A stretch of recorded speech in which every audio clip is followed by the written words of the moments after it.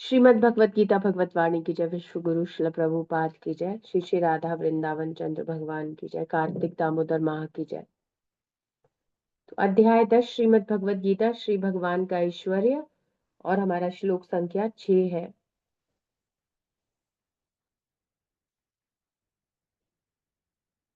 विभूति योगम, है ना, ऑपुलेंस ऑफ द एब्सोल्यूट। तो भगवान ने बताया इस अध्याय के प्रारंभ में, मेरे ऐश्वर्य को जानो, है ना। और फिर भगवान ने कहा, बड़े बड़े महर्षि, देवता गण इत्यादि देव ऋषि महर्षि भी मुझे नहीं समझ पाते। यदि समझ लेते हैं तो क्या होते हैं, है ना, सर्व पापई प्रमुच्यते, हर पाप से मुक्त हो जाएंगे, मुझे आसानी से प्राप्त कर लेंगे। मैं विभिन्न प्रकार के गुण इत्यादि को उत्पन्न करता हूँ। तो भगवान बेसिकली अपने ऐश्वर्य को प्रकट कर रहे हैं। तो उसी ऐश्वर्य को प्रकट करते हुए भगवान कह रहे हैं, महर्षयः सप्त पूर्वे चत्वारो मनवस्तथा मद्भावा मनसा जाता येषां लोक इमाः प्रजाः। महर्षयः सप्त पूर्वे चत्वारो मनवस्तथा मद्भावा मानसा जाता येषां लोक इमाः प्रजाः। शब्दार्थ अनुवाद तात्पर्य विश्व गुरु शिल प्रभुपाद जी के द्वारा। शिल प्रभुपाद की जय। तो बता रहे हैं, महर्षय, महर्षिगण कौन से? 7। तो जो सप्तऋषि गण है पूर्व काल में, पूर्वे, और चत्वार, 4 कौन थे? 4 कुमार, और मनवहा, मनुगण। तो ये सारे जो ब्रह्मा जी से आए हैं, सप्तऋषि आए हैं, 4 कुमार आए हैं पूर्व में, और मनु इत्यादि 14 मनु आए हैं, ये सब जो है मत भावा। तो भगवान कह रहे हैं, मेरे ही द्वारा मनसा, मन से उत्पन्न किए गए हैं, भगवान के मन से उत्पन्न किए गए, जाता उत्पन्न किए गए, ये शाम लोके इमा प्रजा। और बाद में जो कोई भी आए हैं, ये शाम, इन्हीं के इस संसार में इमा प्रजा, संतानें या जीव हैं। तो हम जानते हैं जो मनु है ना, वे प्रजापति भी हैं, उनके द्वारा, है ना, ये मनवंतर में हर मनु आता है, और फिर उनकी संततियां, उनके द्वारा ये सारा संतानें इत्यादि उत्पन्न होती हैं, जैसे दक्ष प्रजापति इत्यादि, ऐसे। तो कह रहे हैं फिर बाकी सारे जितने भी आए हैं, जो जीव लोकों में निवास कर रहे हैं, है ना, उनसे अवतरित होते हैं। तो कह रहे हैं, कहने का शॉर्ट में अर्थ क्या है कि ये जो भी श्रेष्ठतम स्थितियां, सप्त ऋषि कह लें, ऋषिगण कह लें, 4 कुमार कह लें, या मनु कह लें, जो भी इस ब्रह्मांड में श्रेष्ठ उपाधियों पे स्थित है, और ब्रह्मा जी स्वयं, है ना, और बाकी ये सब भी ब्रह्मा जी के द्वारा ही आए हैं, भगवान के द्वारा ब्रह्मा जी आए और फिर ब्रह्मा जी से ही आए, इसको प्रभुपाद परपोर्ट में बताएंगे। तो कहने का अर्थ क्या हुआ कि जो भी श्रेष्ठतम स्थिति है, उस सब के कारण भगवान है। Source of everything is Krishna. तो ये भगवान का ऐश्वर्य हुआ। तो भगवान कह रहे थे, मुझे नहीं समझ पाते। कैसे समझ पाएंगे? जो भी यहाँ पर दिख रहा है, जो कुछ भी स्थिति है, उस सब को उत्पन्न करने वाले तो भगवान स्वयं ही है। तो कह रहे हैं कि ये जो 7 महर्षि हैं, 4 उनसे भी पूर्व में आने वाले सनकादिक जो 4 कुमार हैं, तो हम कहेंगे, हमने देखा है एक्चुअली, फर्स्ट कैंटो में तृतीय अध्याय में बताया गया है, तो पहले 4 कुमार आते हैं। 4 कुमार ब्रह्मा जी के मानस पुत्र हैं, नारद जी आते हैं। ये लोग मन से हुए हैं, मैथुनी सृष्टि जब नहीं हुई थी, है ना। तो ये इस प्रकार से, तो फिर इनसे जब उन्होंने संततियां करके आगे बढ़ाने के लिए कहा, तो उन्होंने ये सब के लिए मना कर दिया। पर हाँ, उन्होंने शिष्य इत्यादि स्वीकार करके, परंपराओं के रूप में, हम जानते हैं 4 कुमारों की परंपरा है ना, इस प्रकार से उन्होंने करना स्वीकार किया। तो बेसिकली पुत्र पुत्र स्वीकार करना या शिष्य स्वीकार करना, पर परंपरा को तो आगे बढ़ाया ही है। तो बाकी फिर उन्हीं के शिष्य या पुत्रगण इत्यादि हैं, जो सब देखने में आ रहे हैं। तो 4 कुमार तो सबसे पहले आए हैं, फिर सप्तऋषि प्रकट किए हैं ब्रह्मा जी ने। तो कह रहे हैं कि 7 महर्षि, 4 उनसे भी पहले आने वाले जो 4 कुमार हैं सनकादिक, और 14 मनु, ये सब मेरे मन से उत्पन्न हुए हैं, है ना, और मेरे ही चिंतन के परायण है, जिनकी संसार में यह संपूर्ण प्रजा है। और ये मेरे मन से उत्पन्न हुए हैं, और मेरे प्रति ही इनके भक्ति का, या मेरे प्रति ही इनका श्रद्धा या परायण, मतलब भगवान का ही आश्रय लेते हैं। मुझसे ही कनेक्टेड है ना। तो ये भगवान के मन से प्रकट हुए, इसलिए अत्यंत शुद्ध भी है। और इन्हीं की संसार में आगे सारी प्रजा उत्पन्न हुई है। अब देखिए परपोर्ट से और क्लियर होगा। भगवान क्या कह रहे हैं, संसार की प्रजा का आनुवांशिक वर्णन कर रहे हैं। पर कहा जाएगा द वन पर्सन, जहां से सब कुछ आ रहा है, सोर्स कौन है, भगवान स्वयं है। तो एक वंशावली, आनुवांशिक वर्णन कर रहे हैं। ब्रह्मा जी उन परमेश्वर की हिरण्यगर्भ नाम से शक्ति से जन्मे प्रथम जीव हैं। और ब्रह्मा जी क्या है, भगवान के डायरेक्ट नाभि कमल से उत्पन्न होने वाले प्रथम जीव हैं। यथा समय ब्रह्मा से 7 महर्षि, 4 उनके पूर्व सनक, सनंदन, सनातन, सनत कुमार नाम के महर्षि और मनु प्रकट होते हैं। तो सबसे पहले 4 कुमार आते हैं, फिर सप्तऋषि आते हैं, फिर मनु आते हैं। इस प्रकार से ये 25 महर्षि ब्राह्मण वर्ती संपूर्ण प्राणियों के प्रजापति हैं। और फिर इन्हीं से तो प्रजापति कैसे हुए, 4 कुमार। 4 कुमार तो नैष्ठिक ब्रह्मचारी हैं, पर उन्होंने शिष्य स्वीकार किए हैं, उनको भी उनके पुत्र के रूप में। गुरु का जो शिष्य होता है वो भी उसके पुत्र के रूप में ही माना जाता है। वो शिष्य को ही अपनी परंपरा, जैसे पिता अपनी प्रॉपर्टी, तो वो अपनी जो भी धरोहर है, जो भी टीचिंग्स है, जो सब कुछ, वो किसको देकर जाएंगे, शिष्य को। तो कह रहे हैं कि बाकी फिर सब इनसे आता चला गया। तो मनुओं से तो मैथुनी सृष्टि के द्वारा सब आता चला गया, और कुमारों ने ज्ञान देकर संप्रदाय इत्यादि शिष्य स्वीकार करके भगवत ज्ञान का प्रचार प्रसार किया, तो वो भी प्रजा प्रजा के उसमें आ गया। तो कह रहे हैं ये 25 महर्षि ब्राह्मण वर्ती संपूर्ण प्राणियों के प्रजापति हैं। ब्रह्मांड असंख्य है और प्रत्येक ब्रह्मांड में असंख्य लोक भी हैं, लेकिन प्रत्येक लोक विविध योनियों के प्राणियों से परिपूर्ण है। और फिर उसमें आगे विभिन्न योनियां इत्यादि क्रिएट हो गई। तो हमने देखा है जब क्रिएशन होती है तो प्राइमरी क्रिएशन कृष्णा करते हैं, और सेकेंडरी क्रिएशन के लिए ब्रह्मा जी को कैपेबल भी वही करते हैं। और फिर बेसिकली जो भी ब्रह्मा जी से प्रकट हो रहा है, भगवान कह रहे हैं वो मेरे मन से ही प्रकट हुआ है, क्योंकि ब्रह्मा जी स्वयं उन्हीं से उत्पन्न हुए हैं और वे हिरण्यगर्भ कहलाते हैं। ब्रह्मा को 1000 दिव्य वर्षों तक तपस्या करने के बाद श्री कृष्ण की कृपा से सृष्टि करने का विधि का ज्ञान प्राप्त हुआ था। फिर उनसे सनक, सनंदन, सनातन, सनत कुमार, रुद्र और 7 महर्षि भी उत्पन्न हुए थे। इस प्रकार श्री भगवान की शक्ति ही ब्राह्मणों और क्षत्रिय आदि की उत्पत्ति का कारण है। इसलिए 11वें अध्याय में ब्रह्मा को पितामह और श्री कृष्ण को प्रपितामह कहा गया है। तो भगवान को, ब्रह्मा जी को पितामह इन सब के, और प्रपितामह, पितामह के भी पितामह भगवान श्री कृष्ण है, ऐसा कहकर संबोधित किया गया है। तो ये वंशावली है। तो बेसिकली ये सब बताने का अर्थ क्या है, भगवान ये बता रहे हैं सब कुछ मेरा ही प्राकट्य, मेरे द्वारा ही उत्पन्न किया गया है, मैं ही हर चीज के पीछे का कारण हूँ। अब ये कहाँ जा रहा है कन्वर्सेशन, तो अभी इस श्लोक के बाद ही हम देखेंगे, भगवान कहेंगे कि मेरे ऐश्वर्य को जो समझ लेता है, क्या होता है, वह अनन्य भाव से मेरी भक्ति में संलग्न हो जाता है, मुझे हर प्रकार से जान ले। जिस भी चीज को देखकर आपको लगे ये चीज, वो हर चीज भगवान बता रहे हैं। अभी इस पूरे अध्याय में भगवान बताते चले जाएंगे विभूति योगम, है ना। हर चीज जहां भी कहेंगे पांडवों में, है ना, अर्जुन हूं मैं, जहां भी जो भी श्रेष्ठतम स्थिति वो भगवान की अभिव्यक्ति या भगवान का एक प्रतिनिधित्व करती हुई, है ना, बताई जाएगी। वो भगवान उस प्रकार से हमें समझाने का प्रयास करेंगे। तो हर जगह हम जो भी श्रेष्ठतम स्थिति देख रहे हैं वो भगवान का ही ऐश्वर्य है। इस दृष्टिकोण से भगवान हमें सहायता करेंगे भक्ति में आगे बढ़ने के लिए। तो प्रभुपाद कह रहे हैं कि अब ये जो है भगवान अपने बारे में बता रहे हैं। अब चतुर्थ श्लोकी श्रीमद् भागवत भगवत गीता में हम लोग प्रवेश करेंगे। आज हम 7th भी लेंगे और फिर कल से हम चतुर्थ श्लोकी श्रीमद् भागवतम भगवत गीता शुरू करेंगे। 10.8 है ना। तो वहां भगवान कह ही देंगे अहम सर्वस्य प्रभव, तो मैं ही सबका सोर्स हूं। तो उससे पहले बता दिया, चाहे वो ऋषि हैं, चाहे वो सप्त ऋषि महर्षि कोई भी है, या वो स्वयं ब्रह्मा जी हैं, या संसार की कोई भी श्रेष्ठतम स्थिति परिस्थिति है, सबका सोर्स क्या हूं, मैं ही हूँ।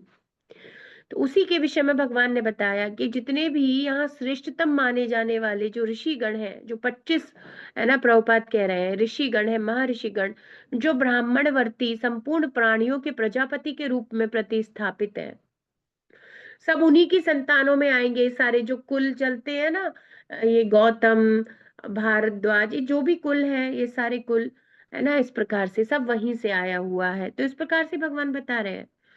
तो श्रेष्ठतम चीजों के बारे में बताने के बाद अब भगवान कह रहे हैं, एताम विभूतिम योगम चमम चमम यो वेत्ति तत्वतः सो विकल्पेन योगेन युज्यते नात्र संशयः। एतां विभूति योगं च मम यो वेति तत्वतः सो विकल्पेन योगेन युज्यते नात्र संशयः। तो बता रहे एताम विभूतिम, ये भगवान का विभूति योग है, अध्याय का नाम ही है ऐश्वर्य, संपूर्ण भगवान का ऐश्वर्य। इस ऐश्वर्य योग को, इस ऐश्वर्य तथा भगवान के ऐश्वर्य को तथा उनसे जुड़ने के तरीके को, योग शक्ति को मम यह वेती, जो जान जाता है। इस प्रकार कैसे जाने? कृष्णा तत्वतः, कंप्लीट एब्सोल्यूट, है ना, एब्सोल्यूट मतलब पूरा तत्व समझ जाता है, भगवत तत्व को जान जाता है। सा अविकल्पेन, अब इसमें कोई और विकल्प, कोई और डाउट, कोई संशय रहेगा नहीं, अनन्य भाव से। अब उसके पास मुझे जानने के बाद कोई डाउट नहीं रहता, सारे डाउट सब रिमूव हो जाते हैं। 100% अब श्योरिटी हो गई। क्या श्योरिटी हो जाती है? विदाउट डिवीजन, प्रभुपाद कह रहे हैं योगे ना, वो मेरी भक्ति में युज्यते स्थित हो जाता है, ना अत्र संशय, अब इसमें कोई और संशय की बात नहीं है। क्या कह रहे हैं? कृष्णा कह रहे हैं मेरे तत्व को, मेरे ऐश्वर्य और मेरी योग शक्ति, इस तत्व को जो समझ जाता है कि मैं सब कुछ हूं, I am source of everything, everything, everyone, जो भी तुम देख रहे हो, सुन रहे हो, जान रहे हो, श्रेष्ठतम से श्रेष्ठतम स्थितियां तक भी, है ना, ऐसे भगवान के ऐश्वर्य को जो समझ जाता है या कृष्ण को तत्वतः जान जाता है, वह भगवान की अनन्य भक्ति में संयोजित हो जाता है। उसके अलावा उसके पास कोई और विकल्प ही नहीं है, वो एकदम से कृष्ण के द्वारा। तो अभी परपोर्ट में प्रभुपाद बताएंगे कि भगवान की महिमा को जान करके जीव और कुछ करने की स्थिति नहीं, भगवान के प्रति प्रेम और शरणागति में ही रहना चाहेगा। वो जो कुछ भी ढूंढ रहा था, एक्चुअली हम देखें तो हम हमेशा सुख ढूंढ रहे हैं, कोई हाईएस्ट सुख ढूंढ रहे हैं या कुछ अच्छी स्थिति, श्रेष्ठतम ही की वस्तु की तलाश रहती है। और जब सब कुछ यहाँ आकर पूरा हो जाता है, कृष्ण भगवान की भक्ति या भक्ति योग से जुड़कर जब पूर्णता आ जाती है, फिर अन्य और कुछ जानने और समझने के लिए बचता ही नहीं है। तो जीव क्या होता है, जब हर जगह ही भगवान का ऐश्वर्य, हर जगह ही कृष्ण है, हर जगह ही सब कुछ कृष्ण है, ऐसा समझ जाए तत्वतः, तो फिर भगवान को समर्पण करने के अलावा और क्या बचेगा। तो हम सुबह भागवतम का रिवीजन कर रहे थे, तो देख रहे थे वहां पर मैत्रेय ऋषि कह रहे थे तस्मै भगवते नमः, मैं तो ज्यादा कुछ नहीं कर सकता, उन परम भगवान को केवल शरणागत हो सकता हूँ, नमस्कार कर सकता हूँ। यही भगवान कह रहे हैं, यदि तुम मुझे समझ जाओगे, तो हम लोग जो शरणागत नहीं हो पा रहे हैं या हमें जो देर लग रही है या हम भगवान को पूरी तरह टोटली 100% सरेंडर नहीं कर पा रहे हैं, क्यों? क्योंकि हम समझ नहीं पा रहे, कहीं ना कहीं गैप रह गया है। जब हर चीज कृष्ण हो जाएगी, हम ऐसा समझ जाएंगे, तो फिर समर्पण करने में कितनी सी देर रह जाएगी। हम जहां देख रहे हैं, है ना, स्थावर देखे जंगम, स्थावर जंगम देखे ना देखे, सर्वत्र होए निज इष्ट देव स्फूर्ति। वो ना, वो नॉन लिविंग, लिविंग कुछ नहीं देखता, वो जीवित मृत कुछ नहीं देखता, मैटर है स्पिरिट है कुछ नहीं देखता, उसे हर जगह निज इष्ट देव स्फूर्ति, उसे हर जगह अपने भगवान, अपने प्रेम के, है ना, अपने प्रेम के पात्र परम भगवान श्री कृष्ण ही दिखाई देते हैं। उनको हर चीज में कृष्ण ही दिखते हैं। ऐसी स्थिति हो जाती है, तो समर्पण अपने आप हो जाएगा। तो यही बता रहे, जो मेरे ऐश्वर्य तथा योग शक्ति को तत्व से जान जाता है, और तत्व से कैसे जानेंगे फिर हम कृष्णा, तो कह तो रहे इस अध्याय में, मैं तुम्हें बता रहा हूँ। आगे 8 9 10 11 में पूरा तत्व से ही तो व्याख्या कर रहे हैं, तत्वतः ही बता रहे हैं। तो कह रहे तत्व से जान जाएगा, मतलब 10वें अध्याय को जान जाएगा। तो भगवान कह रहे थे 10वें अध्याय को यदि जान जाओगे तो क्या होगा, जॉयफुली, है ना, प्रभुपाद इसका वो करे थे।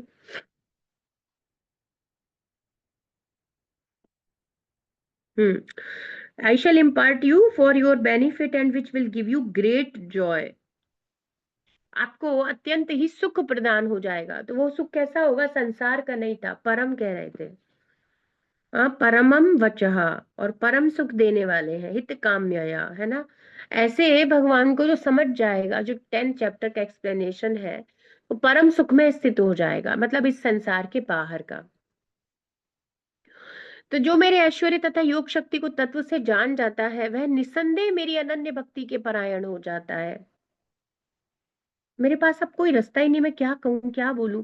हर चीज में तो कृष्ण की ही महिमा दिखाई देती है। कृष्ण के अलावा बोलने सुनने जानने के लिए कुछ बता ही नहीं। जब जीव इस प्रकार से जान जाएगा, तो स्वतः ही अनन्य भक्ति में प्रवृत्त हो जाएगा। अभी हमें क्या लगता है कि ये भी एक ऑप्शन है, या ऐसा भी है, और भक्ति भी है साइड में, और ये भी एक इम्पोर्टेंट पार्ट है, और ये भी है। जब हमें ये समझ में आ जाएगा कृष्ण के अलावा कुछ और है ही नहीं, फिर कोई रास्ता ही नहीं है। ऐसी भी बात नहीं है कि कोई रास्ता नहीं है, मेरे रास्ते बंद हो गए, नहीं, ये समझ में जब तक आएगा भी नहीं, जब तक हम बहुत सारे रास्तों को ओपन रखेंगे। अनन्य भाव से भगवान की, एक निष्ठ भाव से भगवान की भक्ति में संलग्न होने के लिए देर लगेगी। इतना तत्वतः समझने के लिए भगवान बता रहे हैं।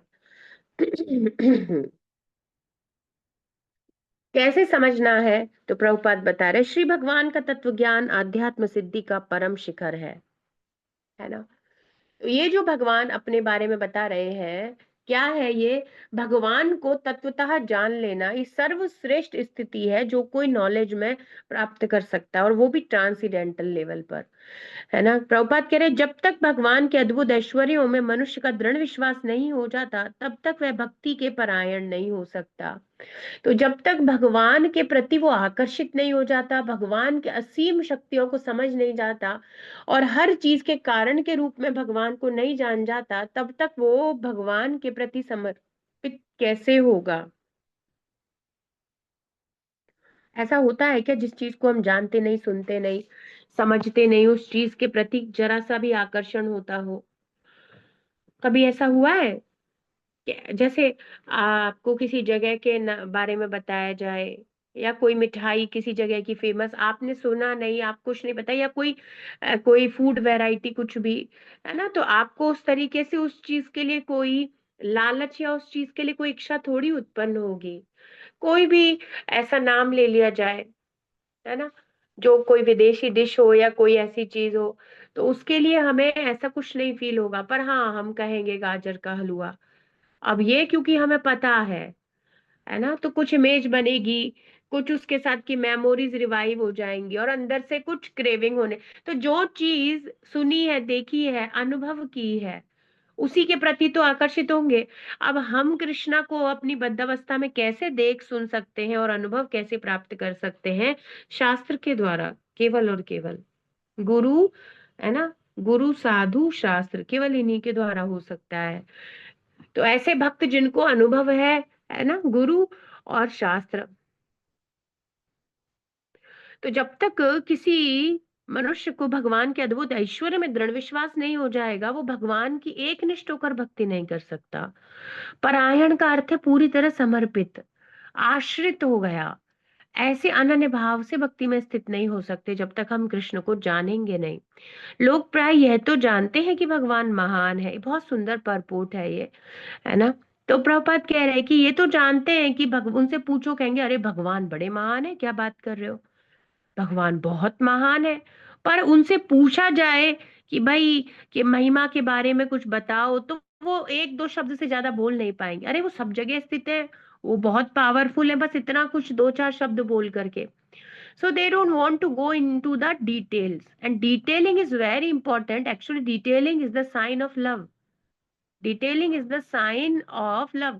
अगर हम किसी के बारे में छोटी छोटी चीजों को जानते हैं, नोट करते हैं, किसी चीज के बारे में, किसी व्यक्ति के बारे में उतना ज्यादा हमने ध्यान दिया है ना, है ना। Detailing, detailing is very important. तो ये जो एक ग्रॉस कंसेप्ट है, बहुत महान है, भगवान शक्तिमान है, भगवान सर्वव्यापी है, अब ये सब कहने से उसका कोई अटैचमेंट शो नहीं हो रहा है।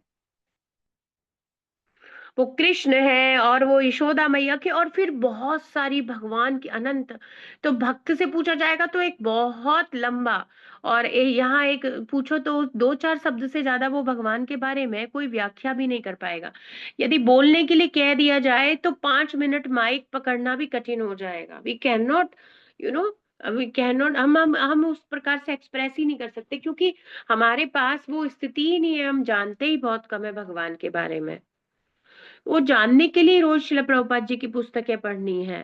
तो प्रभुपाद कह रहे लोग प्राय यह तो जान जाएंगे कि भगवान महान है, फिर इनकी महिमा के तत्व को व्यापक रूप से वे नहीं समझ पाते, है ना। They can not speak about Krishna 5 to 10 minutes, even 5 minute भी कोई पूरा बोल दे भगवान के बारे में, उनका ग्लोरिफिकेशन कर दे, तो बहुत ही रेयर बात हो जाएगी। डिवोटीज के अलावा तो कोई कॉमन मैन कर ही नहीं सकता। बस ऐसा ही स्थिति है। तो अतएव इस अध्याय में श्री भगवान की महिमा का विस्तृत विवरण किया गया है। जिसे भगवान के असम ऊर्ध्व महिमा का तत्व बोध हो जाता है, वह उनके शरणागत होकर भक्ति अवश्य करने लगता है। तो यही बात है, जब तक जीव ये नहीं समझ लेता कि भगवान कैसे महान है, भगवान क्यों भगवान है, ऐसा क्या है जो अलग है, और ऐसा क्या है जो श्रेष्ठतम है, और ऐसा क्या है जो मुझसे वे इतने श्रेष्ठ है, अपने आप को और भगवान को अंतर में नहीं समझ जाता, है ना, और भगवान की श्रेष्ठता को स्वीकार नहीं कर लेता, तब तक वो शरणागत होकर भक्ति कैसे। हम किसी के आगे नतमस्तक या झुकते कब हैं? जब हमें लगता है ये हमसे श्रेष्ठ है किसी चीज में, तो लगेगा तब आप किसी के आगे झुकते हो। ऐसा थोड़ी होता है कि हम हर किसी के आगे हाथ जोड़ लेते हैं, फोल्ड हो जाते हैं या प्रणाम करते हैं, नहीं ना। कुछ रेस्पेक्ट आदर आएगा कब? जब किसी की कोई महानता, कोई क्वालिटी समझ में आती है जो हमें हमसे श्रेष्ठ लगती है, तो अपने आप ही हम झुक जाते हैं। तो भगवान के आगे पूर्ण समर्पण होने के लिए, और भगवान वास्तविकता में पूर्ण एकदम संपूर्ण एवरीथिंग एब्सोल्यूट ट्रुथ है वो। यहाँ ये वो वाली बात नहीं हो रही कि कोई कुछ कुछ झूठा जादू दिखा के अपने फॉलोअर बना ले ना, ऐसी बात नहीं है। वे ही एकमात्र गतिर भरता प्रभु साक्षी, वे ही एकमात्र हर किसी के जीवन के लक्ष्य हैं। और ये हर जीव का पर्सनल है कि वो अपनी यात्रा में कितनी जल्दी इस बात को समझ जाता है। और यदि वो, है ना, भगवत भक्ति कर रहा है, कृष्णा कॉन्शियसनेस में है, हरे कृष्ण महामंत्र का जप कर रहा है, गुरु स्वीकार करके भक्ति कर रहा है, तो बड़ा आसान हो गया उसका यात्रा। प्रभुपाद कृष्णा के अलावा और बताएंगे क्या? वो ही बताते हैं। तो बहुत समझना आसान हो गया, तो बहुत सारे ऑप्शन ओपन हो गए उसके। तो श्री भगवान के ऐश्वर्यों का तत्व ज्ञानी उनकी शरण में गए बिना नहीं रह सकता। अरे जब तक मुझे संबंध नहीं पता था, मानो कोई बच्चा है, वो उसकी याददाश्त चली गई, अब उसे पता नहीं माता पिता कौन है, तो जैसे रखा जा रहा है ठीक है। अब याददाश्त वापस आ गई, याद आ गया माताएं पिताएं, फिर वो कैसे अपने माता पिता के बिना या नकली माता पिता के साथ या किसी भी और सिचुएशन में रहेगा? फिर वो अपने ही घर जाना चाहेगा। जब तक ज्ञान नहीं है, बोध नहीं है, तब तक हम भगवान से अपने आप को अलग रखते हैं। पर जब हमें समझ में आ जाएगा कि कृष्ण ही जीवन है, फिर हम यहाँ क्यों रहना चाहेंगे? इसलिए ये जो प्योर डिवोटीज हैं, इसीलिए ये सब हमेशा क्या करते हैं, वही भगवान की लालसा, इनकी लालसा में प्रार्थना है भगवान के प्रति, है ना। ये सब इनके भाव प्रेम सब दिखता है। कुंती महारानी की प्रार्थनाएं हो, चाहे विष्णु पितामह की प्रार्थनाएं हो, उस सब में उनके भाव और उनका प्रेम एकदम प्रकट होता है, उनके हृदय का वर्णन। तो जब तक जानेंगे नहीं तब तक समर्पण नहीं होगा, पहली बात तो। हमारा क्यों नहीं हो रहा? क्योंकि हम जाने नहीं ढंग से, है ना। तो श्रीमद् भागवत, भगवत गीता आदि शास्त्रों से यह तत्व जाना जा सकता है। तो प्रभुपाद बता रहे हैं, यदि तुम्हें कृष्ण को जानना है और उस लेवल पे जानना है कि अहंकार खत्म हो जाए, मिथ्या शरीर के साथ अटैचमेंट खत्म हो जाए, तो तुम्हें श्रीमद् भगवत गीता, भागवत जैसे शास्त्रों की शरण लेनी चाहिए। ये दो पुस्तकें प्रभुपाद कितनी जगह बोलते हैं, इनके अध्ययन करने से आसानी से प्रभुपाद कहते हैं कि हम भगवान को समझ सकते हैं और भगवत धाम जाने की योग्यता प्राप्त कर सकते हैं। तो ये प्रभुपाद बता रहे कैसे जानोगे? जाने बिना समर्पण होगा नहीं, प्रेम होगा नहीं। अब ऐसी कोई चीज जिसके बारे में जाना नहीं, सुना नहीं, उसके प्रति कोई आकर्षण फील नहीं होता। जिसके बारे में जाना है, सुना है, देखा है, कुछ अनुभव किया, उसी के प्रति हम आकर्षित होते हैं। तो यही बात है। भगवान के प्रति आकर्षित होने के लिए भगवान की विभूति योग को समझना अत्यंत आवश्यक है।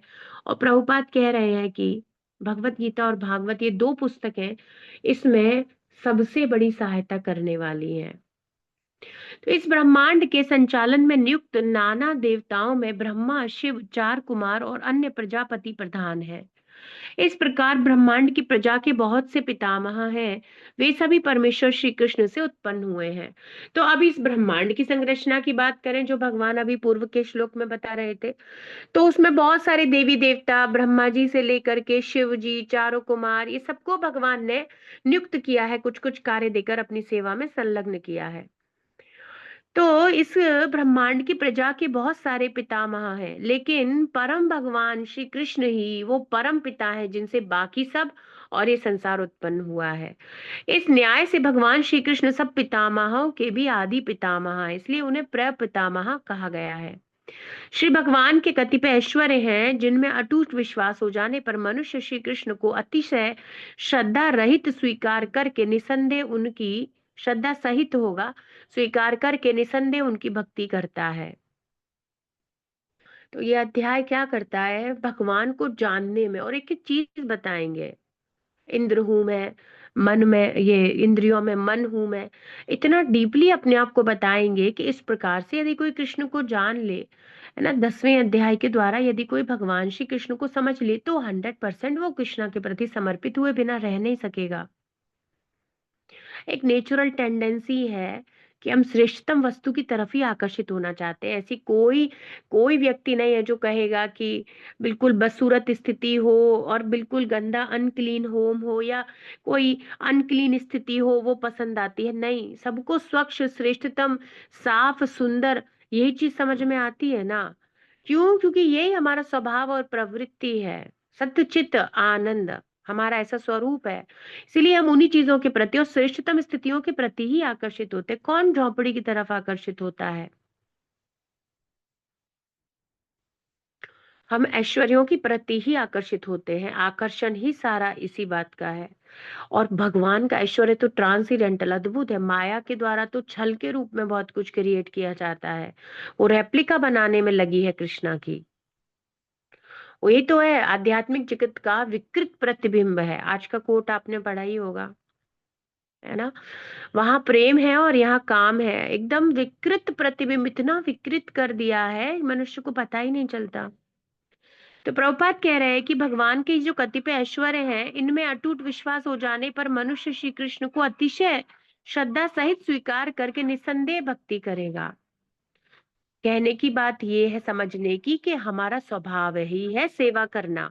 अब हम भगवान को नहीं जानेंगे तो सेवा तो करेंगे, पर माया की, या माया के उत्पादों की, माया की स्थितियां, माया के प्रपंचों की। और यदि हम कृष्ण को जान लेंगे तो फिर उन्हीं की सेवा में संलग्न हो जाएंगे। फिर वो अटूट भाव से भक्ति करेगा। प्रेममय भगवत भक्ति में अनुरक्ति तथा अभिरुचि को बढ़ाने के लिए विशिष्ट ज्ञान अत्यंत आवश्यक है। तो भगवत गीता वो ही कार्य कर रही है। भगवत गीता से श्री कृष्ण के प्रति अनुरक्ति, उनके प्रति प्रेम, आसक्ति बढ़ेगी और रुचि भी बढ़ेगी। उनको और जानने की इच्छा होगी। श्री कृष्ण की महिमा को पूर्ण रूप से हृदयंगम करने में प्रमाद ना करें। तो यही कोट बहुत सुंदर है, बनाया हुआ है। श्रील प्रभुपाद कहते हैं भगवान श्री कृष्ण को तत्वतः जानने में क्या आलस्य, है ना, या इग्नोरेंस, उस मोड में नहीं जाना चाहिए। भगवान को जानने में लापरवाही नहीं करनी है, क्योंकि श्री कृष्ण की महिमा के ज्ञान से निष्किंचन भक्ति योग में अचल निष्ठा प्राप्त हो सकेगी। केवल और केवल श्री कृष्ण को जान करके ही हम उन्हें समर्पित हो सकेंगे। थोड़ा ऐसा नहीं है कि बुद्धि है मनुष्य में, तो ऐसा नहीं है कि बिना बुद्धि लगाए ही वो किसी चीज के प्रति सरेंडर हो जाता है। नहीं, ऐसा नहीं होता। कुछ उसे अट्रैक्ट करता है, कुछ उसे समझ में आता है। अब ऐसे कोई कहे बंदूक सिर पे लगा करके, तो वो सरेंडरेंस है नहीं है। ऐसा कृष्ण चाहते भी नहीं है। भगवान चाहते हैं प्रेम से मुझे समर्पित हो जाए।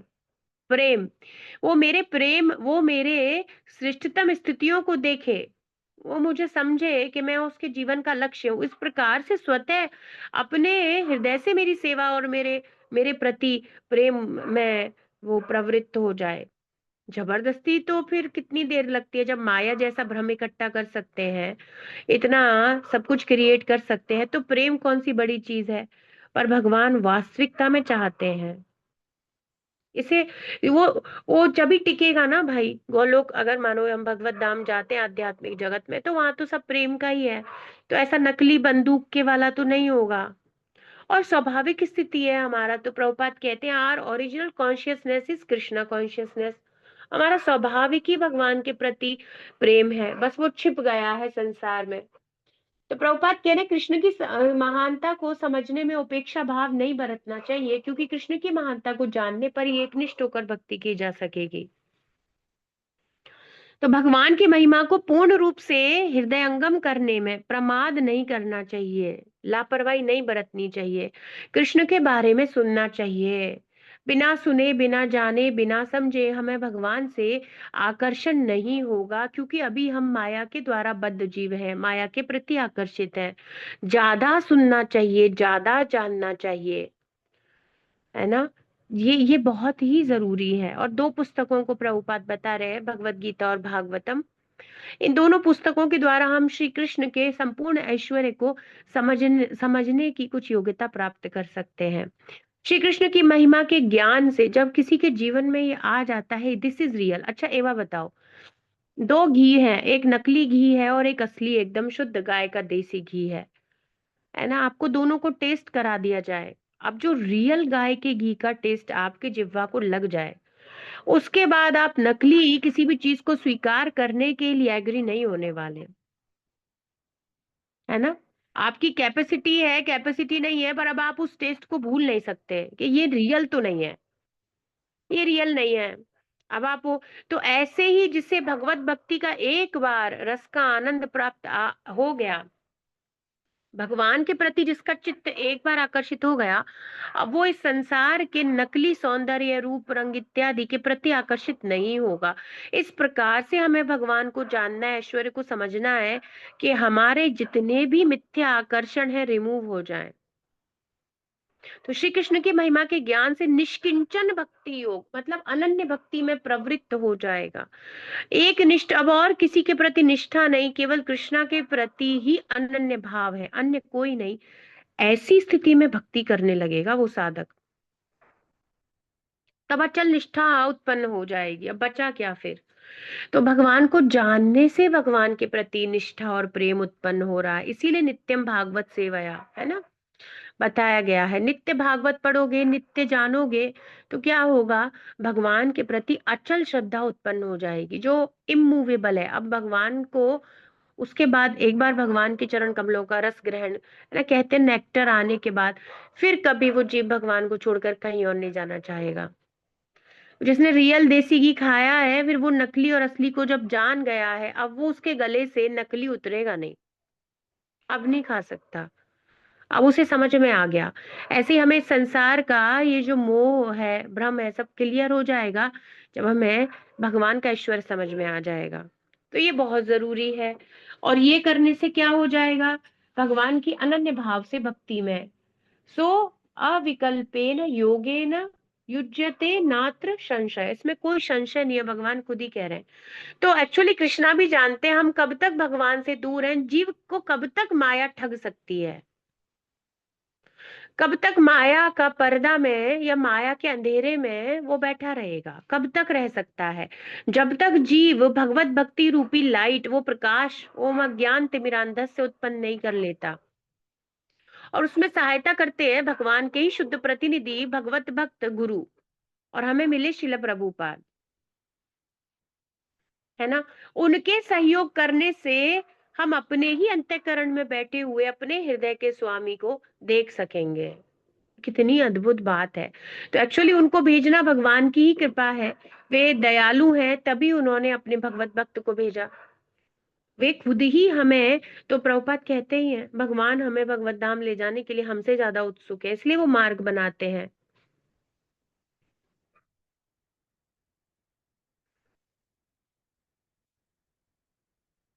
अनन्य भाव से भगवान को जानकर ही हम अपने जीवन की पूर्णता को प्राप्त कर सकेंगे।